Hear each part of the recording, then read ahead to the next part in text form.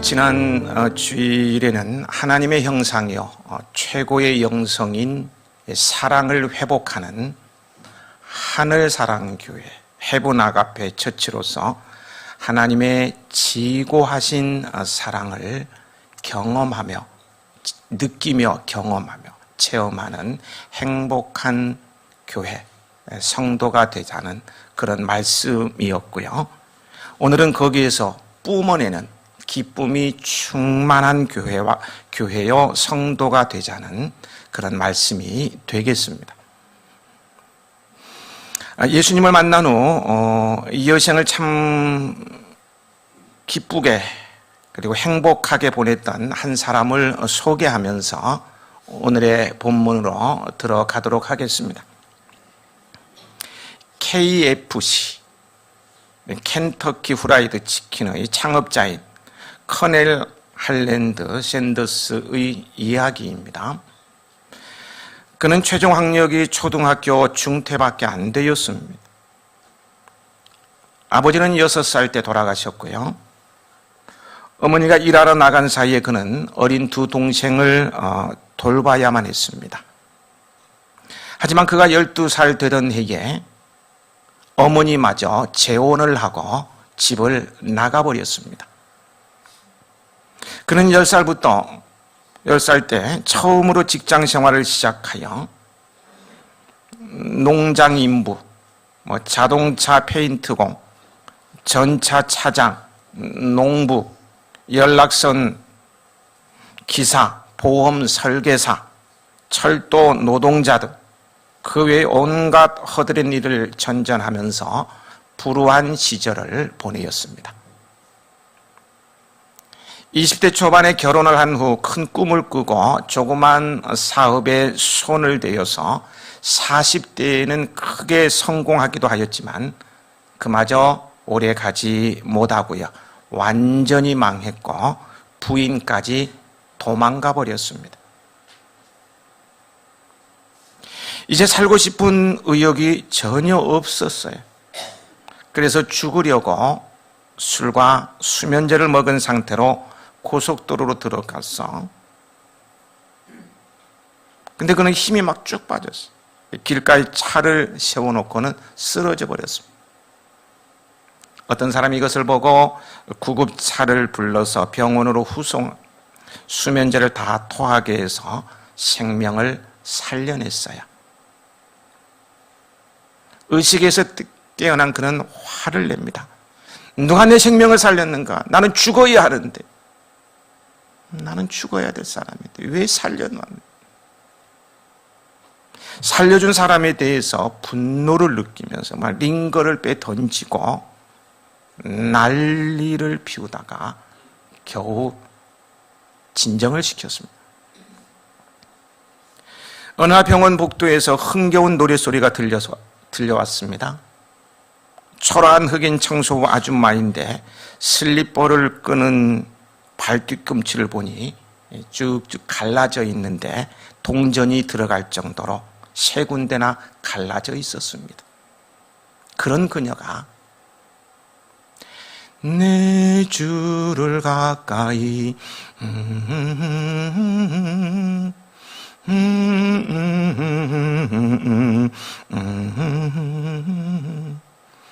내 인생 소원은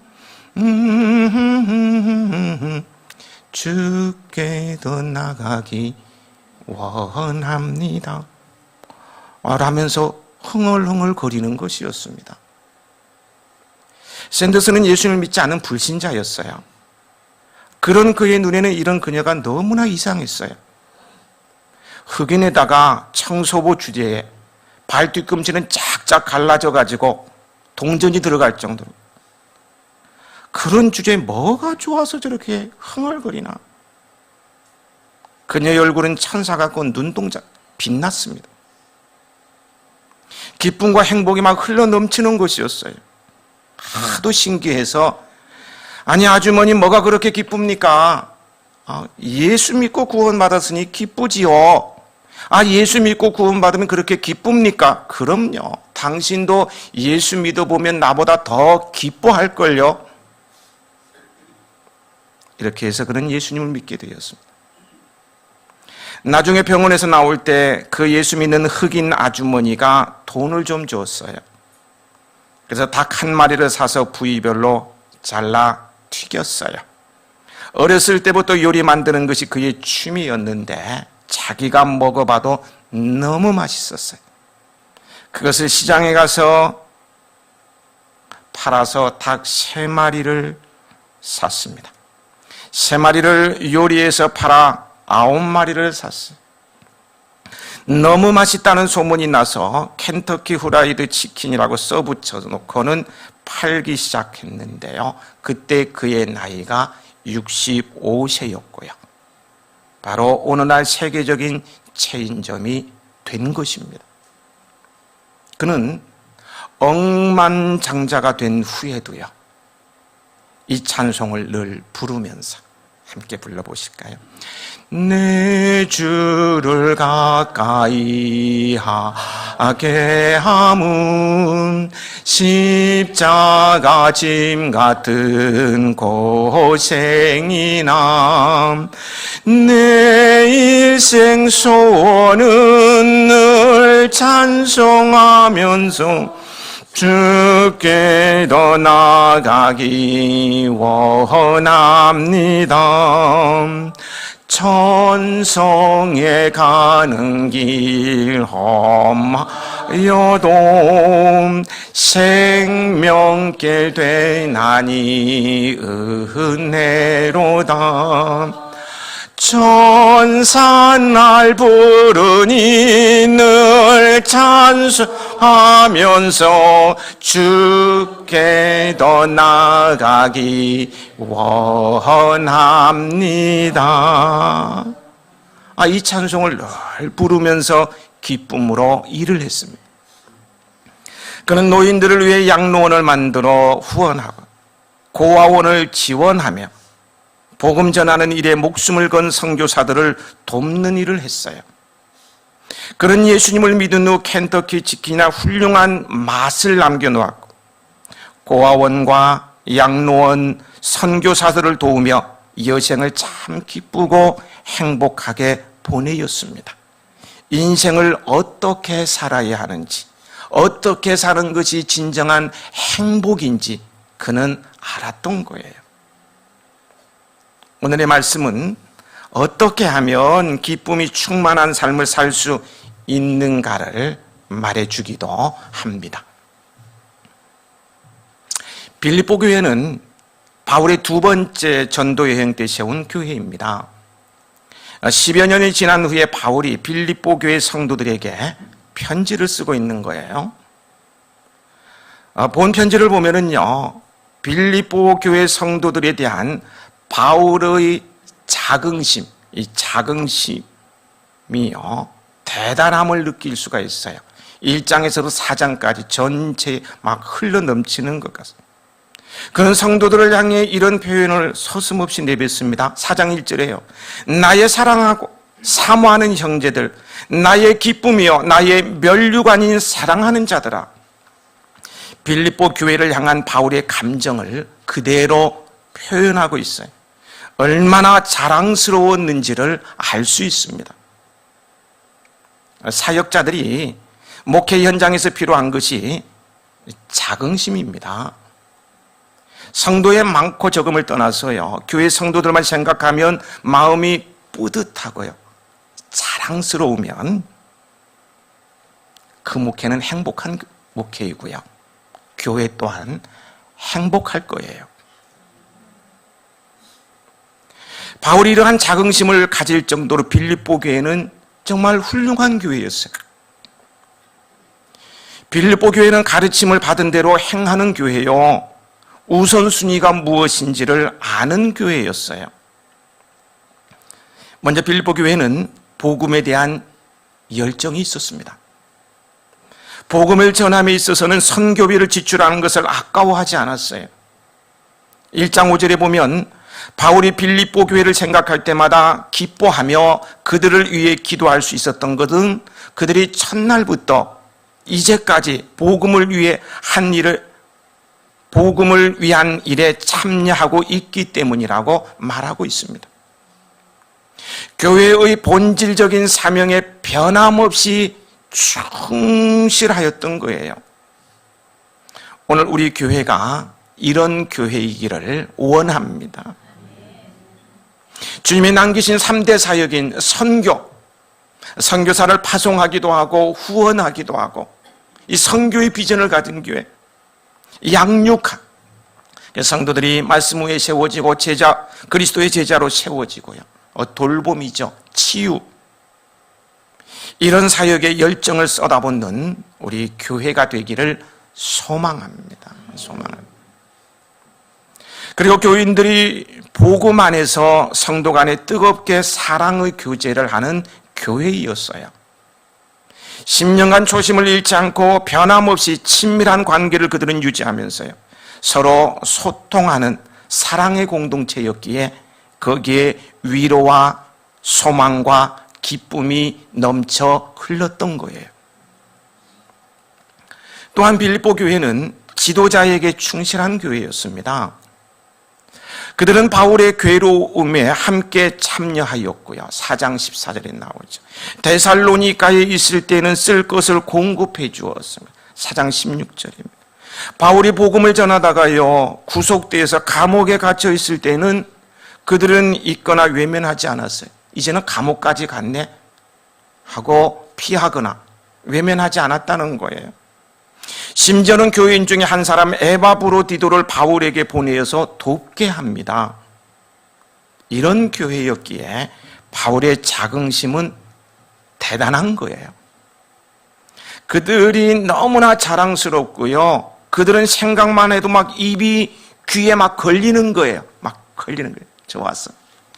저절로 미소가 나오는 거예요. 우리 교회 주보에 텃밭 분양 광고가 나가는데, 어제 우리 성도님들 몇 분이 주보에 텃밭 분양 나온 것을 보고 입이 쫙 찢어지더라고요. 지난번 텃밭에 너무너무 좋았는데 또 하겠다. 이게 뭐 저절로 그냥 좋은 거예요. 텃밭 한다니. 그래서 입이 귀에 걸리고 기뻐했다는 거예요. 사도 바울이 그런 거예요. 빌립보 교회 교인들만 생각하면 입이 쫙 귀에 걸리고 기쁨이 정말 한 거예요. 너무너무 좋은 거야. 그런데요, 이렇게 훌륭한 교회였음에도 불구하고 부족한 점이 있었습니다. 바울은 이 사실에 대해서 안타까워하면서 지금 편지를 쓰고 있는 거예요. 그것이 무엇일까요? 자신이 직접 가서 권면하고 싶지만 지금 어떤 상황입니까? 옥에 갇혀 있는 몸이기에 갈 수 없어서 에바브로디도 편에 편지를 보내고 있습니다. 본문에 앞서서 1장부터 살펴보면은요, 빌립보 교회 성도들 가운데는 바울이 지금 어디에 있다고 했습니까? 옥에 갇혀 있어요. 감옥살이 하고 있다는 거예요. 형무소에 들어간 거예요. 죄인들만 들어갔잖아요. 바울이 옥에 갇힌 것에 대해서 이해를 하지 못하는 성도들이 있었습니다. 그들은 복음에 대한 열심과 성도 간의 사랑은 뜨거웠지만요, 아직도 신앙의 깊이가 없었어요. 그들은 바울이 옥에 갇힌 것에 대해서 의구심을 가지고 있었습니다. 왜 하나님이 함께 하시는 사도가 옥에 갇혀야만 할까? 왜 그토록 충성스러운 주님의 제자가 고난을 받아야 한단 말인가? 하나님을 위해서도 복음을 위해서도 사도 바울이 옥에 갇히는 것은 유익이 전혀 되지 않을 텐데 왜 이런 일이 벌어지는가? 그들 가운데는 신앙적인 의구심을 가진 사람들이 있었던 거예요. 오늘 현대 교인들 가운데도요, 이런 의구심을 가진 성도들이 있을 수 있어요. 그래서 목회자에 대해서 또는 헌신적으로 봉사하는 성도가 질병에 걸리거나 개인적으로 또는 가정적으로 공경에 처하면은 어떻게 그런 일이 벌어질 수 있나? 어떻게 그렇게 신실하고 봉사 많이 하던 그 사람, 믿음이 좋은 사람이 어떻게 그렇게 될 수가 있단 말인가? 하나님의 징계를 받은 것을 봅니까? 순교는 죄가 있나 봐. 하나님이 버리신 거 아니야? 이런 의구심을 가질 수 있다는 거예요.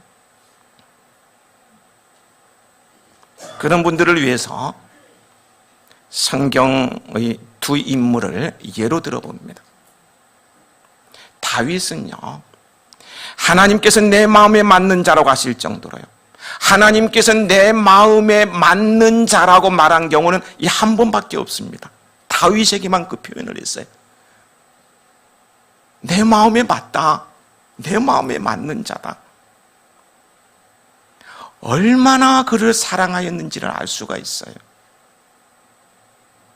그렇다면요, 내 마음에 맞는 자라, 어쩌면 처음이자 마지막 말일 수 있을 정도로 다윗을 향해 그렇게 표현했는데요, 그렇게 하나님의 사랑을 받는다면 만사형통, 승승장구해야 맞지 않습니까? 안 그래요?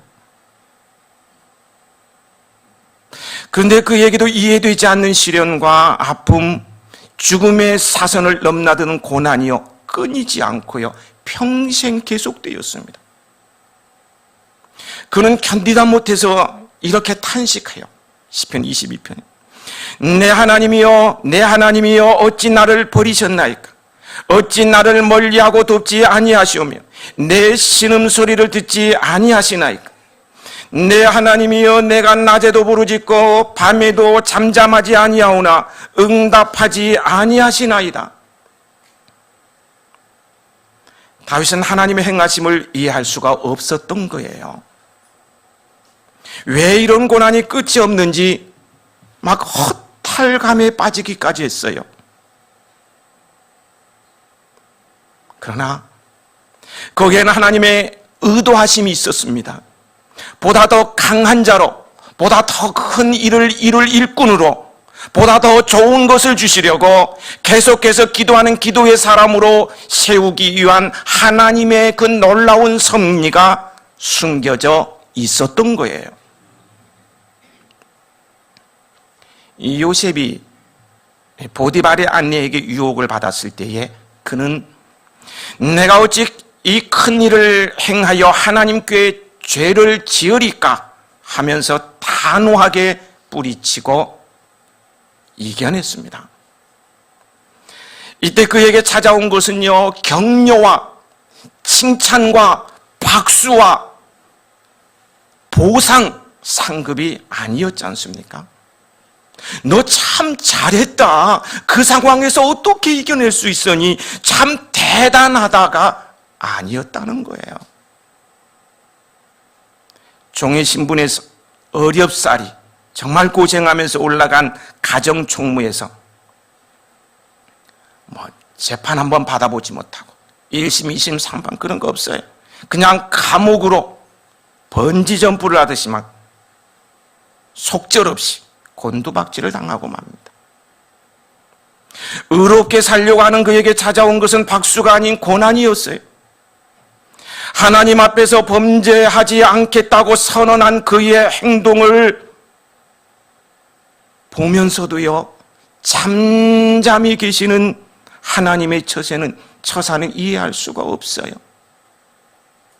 하나님의 이름을 위해서 고난당하는데 하나님은 외면하시는 거예요. 끝까지 감옥에 떨어져 가는데도 건져줄 생각도 안 하고요, 아무런 사인도 안 보내주는 거예요.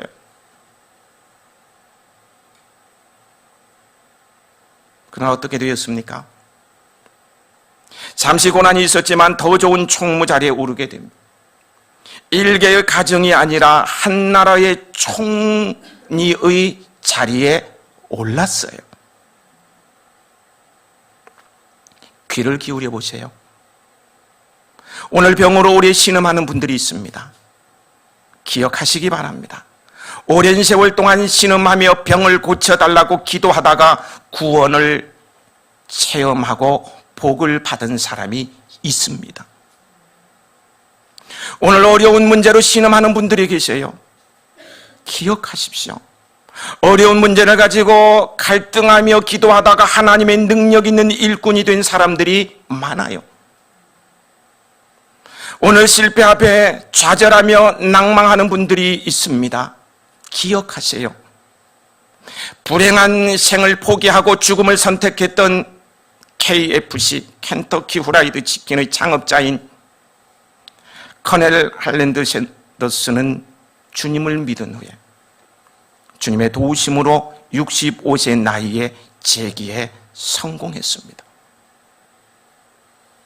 바울은 자신이 당하는 일에 대해 이해하지 못하는 빌립보 교회 성도들에게 자기에게 찾아온 고난, 즉 이 옥에 갇힌 것에 대해서 그것이 오히려 유익하다는 하나님의 신비스러운 경륜을 1장에서 변명합니다. 설명을 해준다는 거예요.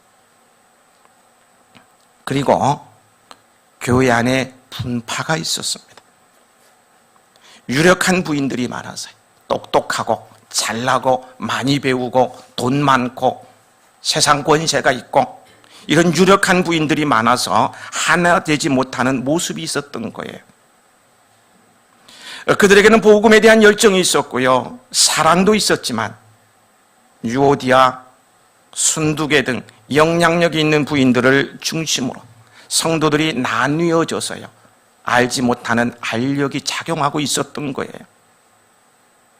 외부적으로는 그렇게 훌륭한 교회인데 내부적으로는 분파가 생기기 시작한 것입니다. 이때 잘해야 합니다. 은혜가 있는 곳에 사탄의 역사도 강하게 나타나는 거예요. 외부의 적보다 내부의 적이 더 무섭습니다. 밖에서 오는 시련을 합심하여 이겨내는데 내부로부터 오는 시험을 이겨내지 못하여서 허무하게 너무나도 속절없게 무너지는 경우가 많아요. 그래서 바울은 그들이 피차에 높이며 겸손하여 하나가 되기를 호소하고 있는 거예요. 1절을 보겠습니다. 함께 읽으실까요? 그러므로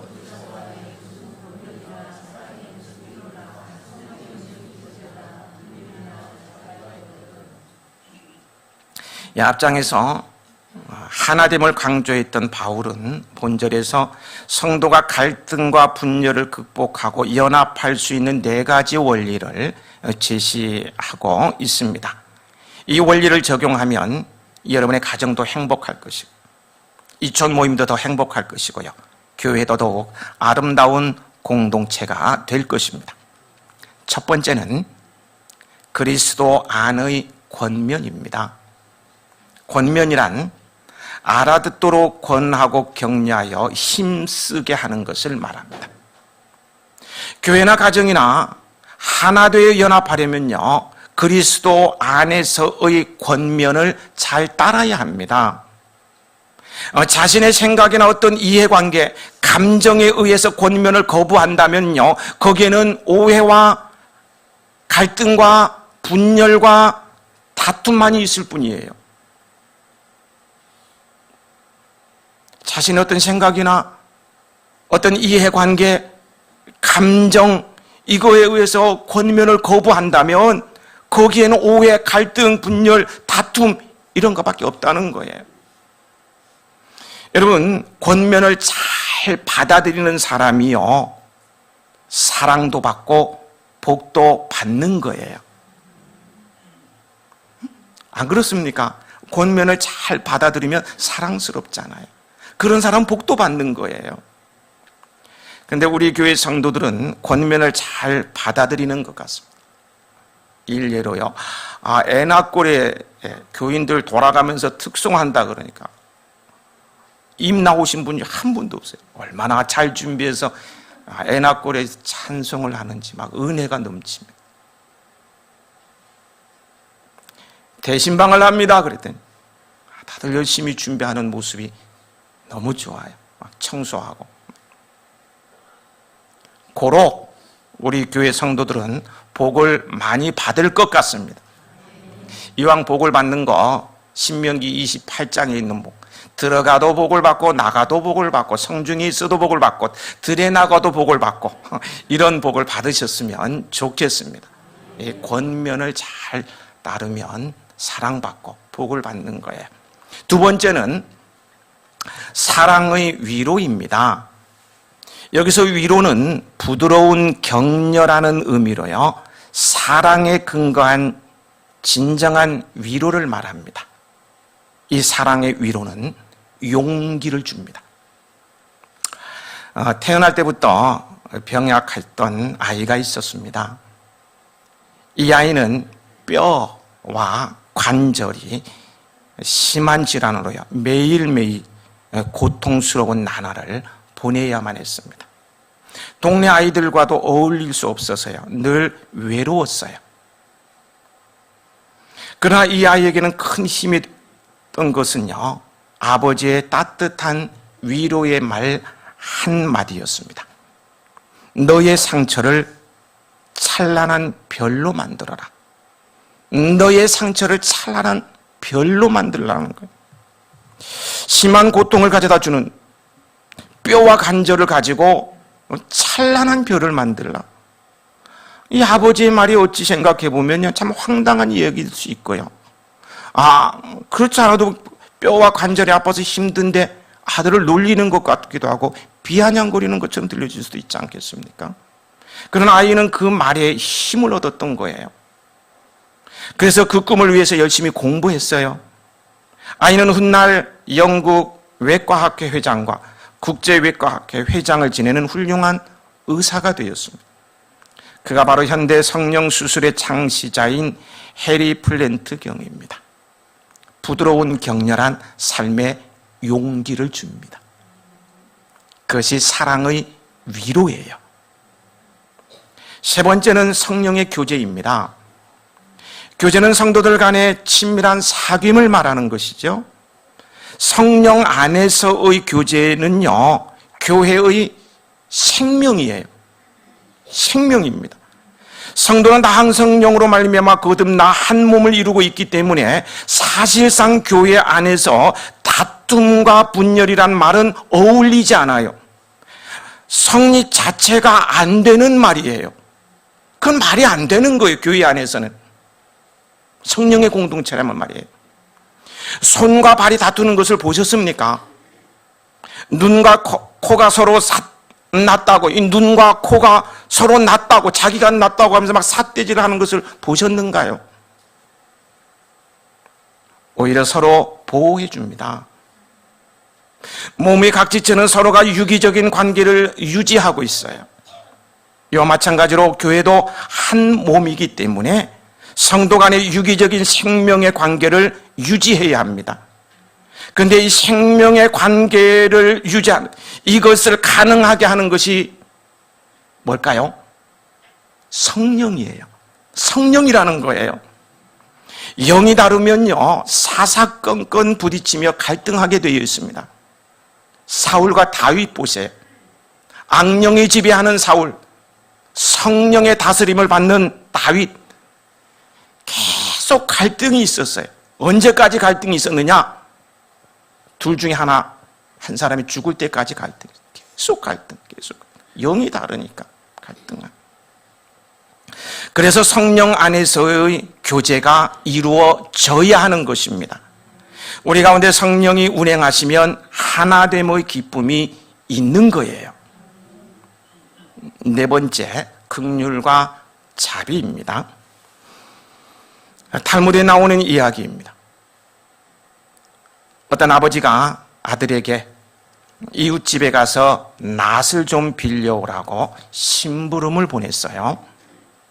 이 아들이 이웃집에 갔다 와서는 투덜대면서 낫을 빌려줄 수 없다고 합니다 라고 했습니다. 며칠 후에 바로 그 이웃집에서 이 집에 낫을 빌리러 왔습니다. 아버지는 아들에게 낫을 빌려주라고 했어요. 아들은 그런 아버지에게 항의를 합니다. 며칠 전에 저 집에서 빌려주지 않았는데요.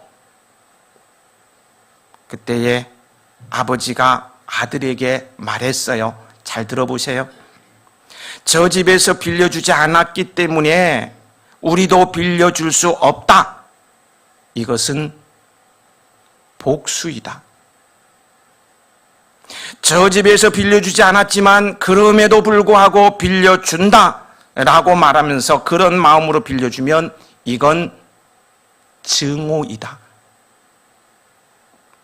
거절당했다는 것을 다 잊어버리고 아무 상관없이 깨끗한 마음으로 그저 낫이 필요하다니까 빌려준다는 마음으로 빌려주면 이것이 긍휼이다 라고 아버지는 아들에게 가르침을 줬어요. 긍휼은 이웃의 사정이나 형편을 마치 나의 일처럼 여기는 거예요. 자비는 이 긍휼에서 비롯된 외적인 표현이라고 할 수 있겠습니다. 이렇게 그리스도 안에서 권면을 받아들이고 사랑의 위로와 성령의 교제와 긍휼과 자비로 행할 때 가정이나 교회에서 갈등이나 분쟁은 없어지는 거예요. 이에 근거해서 바울은 자연스럽게 결론을 내리고 있어요. 4절 후반절, 나의 기쁨을 충만하게 하라. 충만하다는 가득하게 하다는 의미입니다. 바울은 이미 빌립보 교인들에 대한 애정과 그들로 인한 기쁨과 자긍심을 갖고 있었습니다. 그런 그들이 하나로 연합된다면 바울의 자긍심은 더욱 높아지고 기쁨은 더욱 충만하여질 것입니다. 교회 생활뿐만 아니라 가정 생활, 부부 생활도 마찬가지예요. 하나로 연합되어야 모든 일에 시너지 효과가 나타나며 더 큰 기쁨과 행복을 누리게 되는 거예요. 다른 것은 다 갖췄다 할지라도요, 하나 되지 못하면 불행해질 수밖에 없어요. 모든 것을 다 가지고 있다 할지라도요, 하나 되지 못하면 불행해요. 바벨탑 사건을 예로 들어볼 수 있겠죠. 그들은 하늘에 닿기까지, 당시 하늘에 닿기까지 성을 쌓는 건 불가능한 상황. 그런데 그 하늘에까지 탑을 쌓을 수 있는 기술력이 있었어요. 자본이 있었어요. 자원을 다 갖추고 있었어요. 그러나 하나님께서 언어를 혼잡게 하시고요, 그들의 마음을 싹 나누어 버렸을 때 결국 갈등하고 분쟁하다가 뿔뿔이 흩어지고 말았어요. 그들의 기술력, 자본, 자원 다 갖추고 있었지만 아무짝에도 쓸 수 없게 된 거예요. 모든 것을 다 가지고 있다 할지라도요, 하나를 이루지 못하면 결국은 불행입니다. 하나 되어 연합할 때만이 아름다운 하모니를 이루며 더 큰 일도 할 수 있고 이룰 수 있으며 기쁨이 넘쳐나게 되는 거예요. 거기에 행복도 있고요. 사도 바울은 이러한 사실을 너무나 잘 알기 때문에 1절에서 하나됨을 위한 4가지 원리를 말한 데 이어서요, 2절부터 4절까지에서는요, 이 연합을 위해서 어떤 태도를 취해야 하는가에 대해서 계속해서 열거하는 것을 보게 되는데요. 우리 같이 읽어보실까요? 2절부터 4절까지입니다. 마음을 같이 하여